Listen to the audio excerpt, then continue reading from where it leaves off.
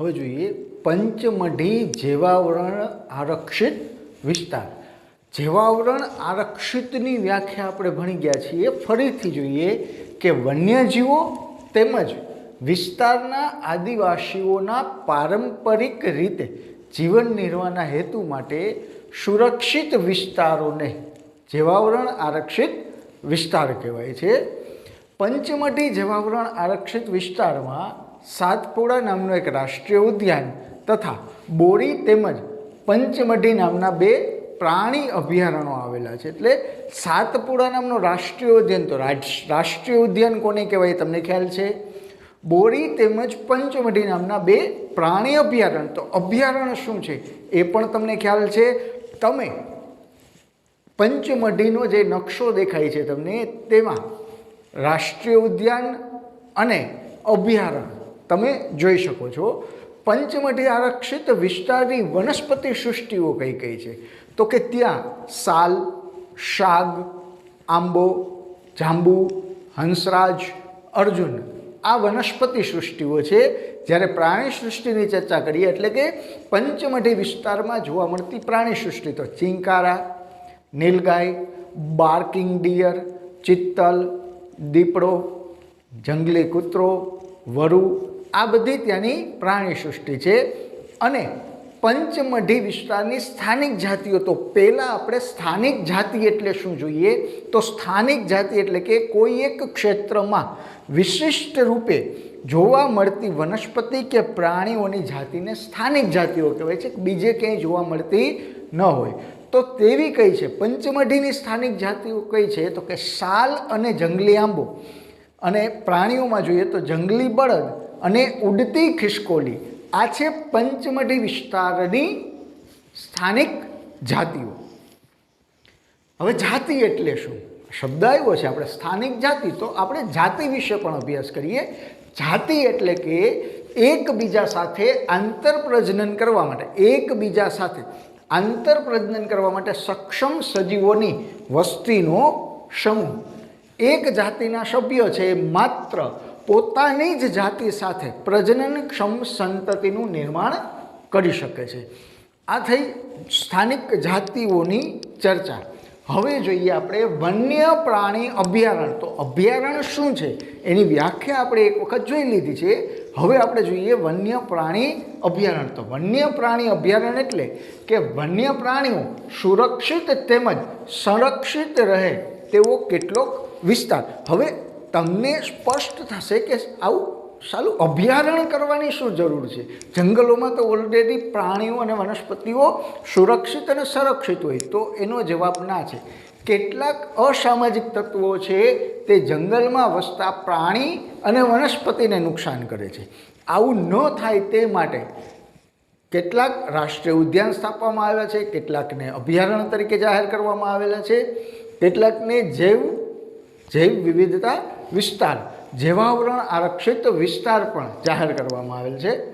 કેટલાક મહત્વપૂર્ણ સંકટમાં મૂકેલા જંગલી પ્રાણીઓની આપણે વાત કરીએ। આ અભયારણ્ય શા માટે અસ્તિત્વમાં આવ્યું? અભયારણ્ય શા માટે અસ્તિત્વમાં આવ્યું? તો કે કેટલાક મહત્વપૂર્ણ સંકટમાં મુકાયેલા જંગલી પ્રાણીઓ ક્યાં ક્યાં છે? તો કે કાળું હરણ, શ્વેત આંખોવાળું હરણ, હાથી। તમને ખ્યાલ છે કે હાથીના દાંત છે એની કિંમત ખૂબ જ વધારે છે, એટલે શિકારીઓ છે, માણસો છે, એ હાથીના દાંત કાઢવા માટે સંપૂર્ણ હાથીનું મૃત્યુ, ટૂંકમાં હાથીને મારી નાખે છે। સોનેરી બિલાડી, ગુલાબી શીર્ષવાળું બતક, ઘડિયાળને ઓળખો છો ને બાળકો? મગર જેવું જ એક પ્રાણી છે। કાદવમાં રહેતો મગર, અજગર, ગેંડો વગેરે આપણા વન્ય પ્રાણી અભયારણ્યમાં સુરક્ષિત તેમજ સંરક્ષિત છે। આ પ્રાણીઓ એવા છે કે જેને મનુષ્યો છે એ ડિસ્ટર્બ કરે, એને મારણ કરવાની અથવા તો ત્યાંથી ઉપાડી જવાની, તેને ડિસ્ટર્બ કરવાની પ્રક્રિયા, એટલે કે તેવા પ્રાણીઓને આપણે શું કરી દીધું છે? આરક્ષણ આપી દીધું છે, સંરક્ષણ આપી દીધું છે।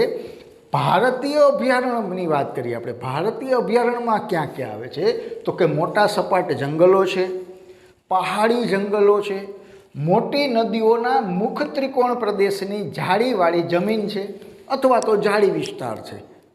નદી કાંઠે આવેલો મોટો જાળીવાળો વિસ્તાર છે. આ અભયારણ્ય શા માટે બનાવવામાં આવે છે તેની આપણે ચર્ચા કરી લીધી કે પ્રાણીઓ અને વનસ્પતિઓ જે કિંમતી પ્રાણીઓ ગણી શકાય અને વનસ્પતિઓ જે કે જેનો ઔષધિ તરીકે ઉપયોગ થાય છે, અન્ય ખૂબ જ કિંમતી ગણી શકાય તેવી વનસ્પતિઓ છે, તેના આરક્ષણ આપવા માટે, સંરક્ષણ આપવા માટે અભયારણ્યો નિર્માણ કરવામાં આવેલા છે. લુપ્ત સજીવો. તો લુપ્ત સજીવો કોને કહેવાય? તો કે ભૂતકાળમાં અસ્તિત્વ ધરાવતા હતા, ભૂતકાળમાં અસ્તિત્વ ધરાવતા હતા અને હાલમાં અસ્તિત્વ ધરાવતા નથી તેવા સજીવોને લુપ્ત સજીવો કહેવાય છે. આપણી પાસે એક ઉદાહરણ છે સરસ મજાનું, કયું? તો કે ડાયનોસોર.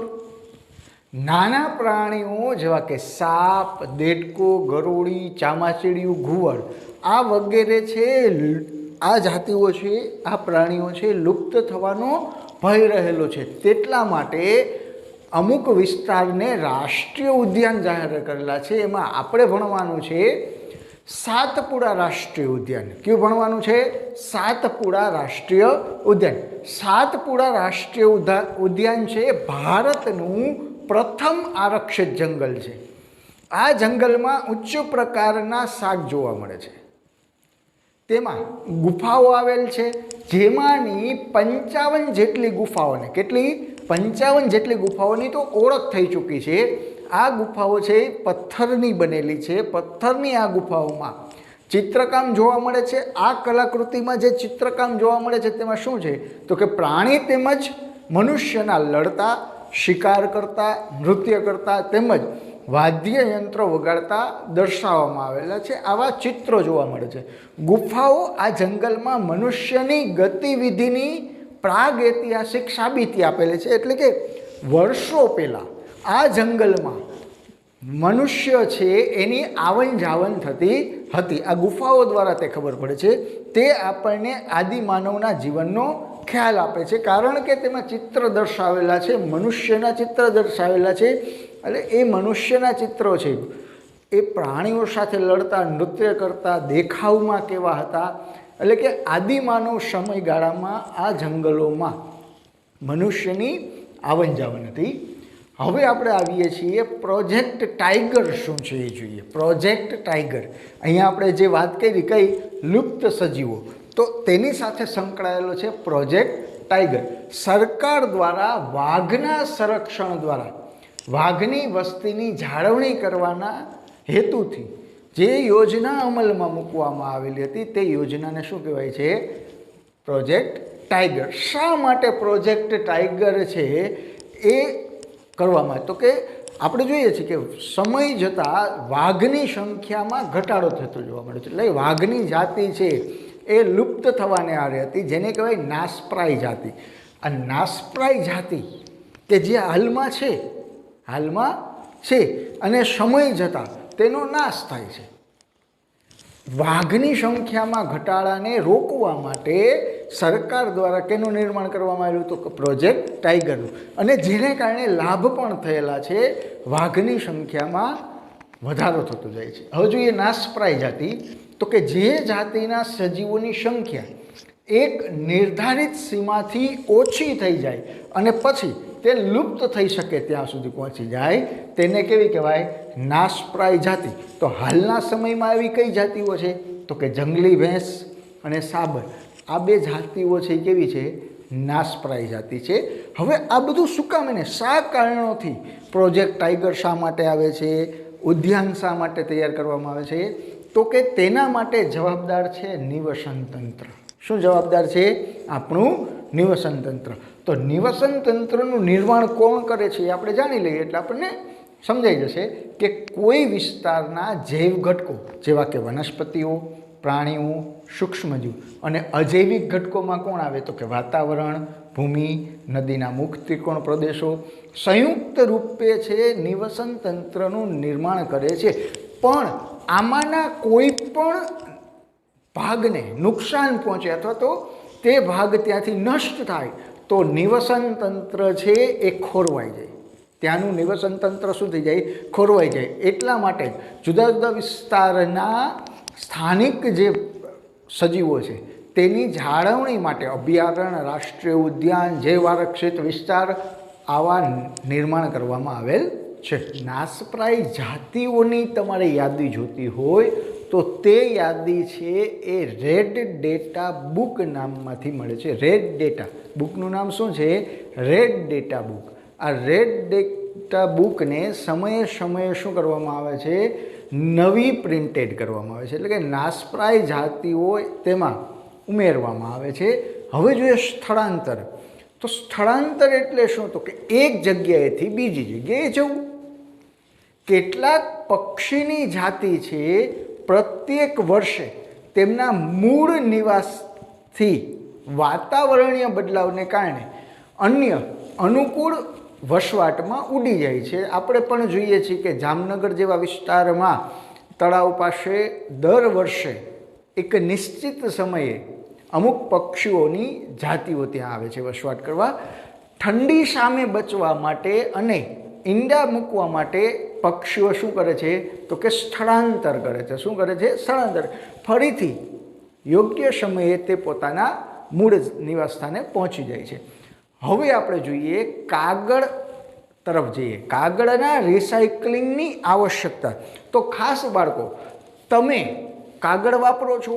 બધા જ લોકો કાગળ વાપરે છે. એટલે કે આપણી કાગળની જરૂરિયાત ખૂબ જ વધારે છે.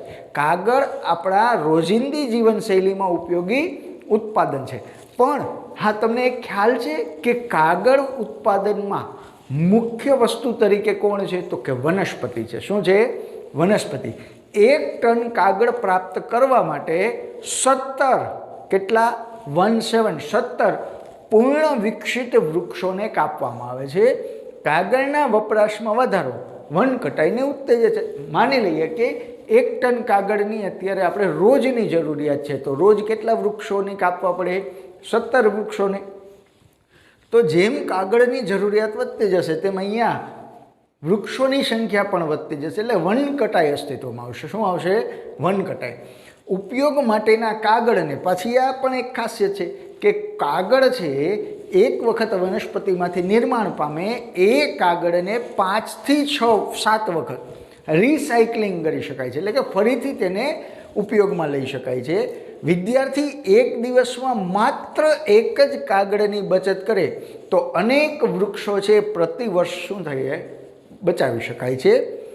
વૃક્ષોની સાથે કાગળ ઉત્પાદનમાં લેવાતા, હવે આપણે જોઈએ કે કાગળ ઉત્પાદનમાં આપણે વાત કરીએ કે મુખ્ય વસ્તુ તરીકે કોણ છે? વૃક્ષો. પણ સાથે સાથે પાણી અને ઉર્જાની પણ જરૂર પડે છે. તો તમે કાગળને બચાવશો તો ઉર્જા, વૃક્ષો અને પાણી આ બધું જ બચશે. કાગળ ઉત્પાદનમાં ઉપયોગમાં લેવાતા હાનિકારક રસાયણોમાં પણ ઘટાડો થશે. જે રસાયણો છે ઉપયોગ થઈ ગયા પછી મુક્ત રીતે નદીઓમાં છોડવામાં આવે છે, કાગળ ઉદ્યોગમાં વપરાઈ ગયા બાદ જે બાકી વધતું રસાયણ છે, જેને કચરા સ્વરૂપે કહી શકાય, તેને નદીઓમાં, નાળાઓમાં છોડવામાં આવે છે. તે હાનિકારક અસર છે આપણા સુધી પહોંચે છે. હવે આ વાત થઈ વન કટાઈ, કે આવી રીતે વન કટાઈ. આ સિવાય પણ માણસો પણ લાકડાનો ઉપયોગને કારણે વનસ્પતિઓને કાપે છે. એટલે કે વન કટાઈ થાય છે. વન કટાઈ આપણા માટે શું હાનિકારક અસર દર્શાવે છે અને વન કટાઈનો વિકલ્પ શું છે? વન કટાઈનો વિકલ્પ શું છે? તો કે વન નાબૂદી વાતાવરણમાં કાર્બન ડાયોક્સાઇડના સ્તરમાં વધારો કરે છે. અને તમને ખ્યાલ હોવી જોઈએ બાળકો કે વાતાવરણમાં કાર્બન ડાયોક્સાઇડનું સ્તર વધે, એટલે વાતાવરણના તાપમાનમાં વધારો થાય, વૈશ્વિક તાપમાનમાં વધારો થાય ને ગ્લોબલ વોર્મિંગ જેવી પરિસ્થિતિ નિર્માણ પામે. ભૂમિનું ધોવાણ થતાં ફળદ્રુપતા ઘટે છે. પ્રાકૃતિક સંતુલન જોખમાય છે. વન કટાઈને કારણે આપણે કીધું કે નિવસન તંત્ર ખોરવાઈ જાય તો પ્રાકૃતિક સંતુલન પણ ખોરવાય. આ સ્થિતિ અટકાવવા માટે કાપેલ વૃક્ષોની ઘટ પૂરી કરવી જરૂરી છે. એટલે જેટલા વૃક્ષો આપણે કાપેલા છે તેટલા તો વૃક્ષો ઉછેરવા જોઈએ. તેનાથી વધારે ઉછેરીએ તો અતિ ઉત્તમ ગણાય. નવા વૃક્ષોની રોપણી વડે તે શક્ય બને છે. એટલે કે વન નાબૂદીનો જવાબ શું થશે? પુનઃ વનીકરણ છે. વન નાબૂદીનો જવાબ શું થશે? પુનઃ વનીકરણ. અહીંયા આપણું પ્રકરણ પૂર્ણ થાય છે.